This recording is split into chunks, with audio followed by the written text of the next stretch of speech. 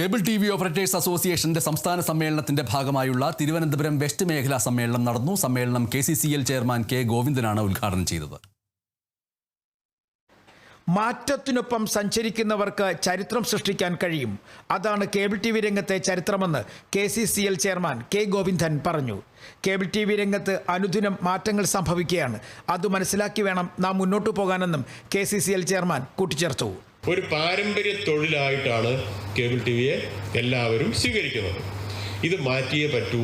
നമ്മൾ കുറെ കൂടി പ്രൊഫഷണൽ ആവണം.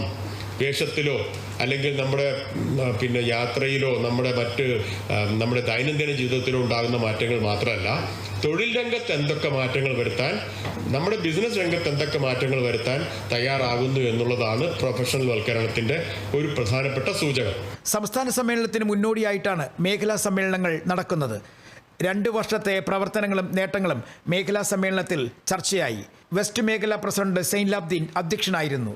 മേഖലാ വൈസ് പ്രസിഡന്റ് ജോർജ് ലോപ്പസ് അനുശോചന പ്രമേയം അവതരിപ്പിച്ചു. സഞ്ജയ് SS ചടങ്ങിന് സ്വാഗതം ആശംസിച്ചു. മേഖലാ റിപ്പോർട്ട് M നസീറും സാമ്പത്തിക റിപ്പോർട്ട് A സന്തോഷ് കുമാറും അവതരിപ്പിച്ചു.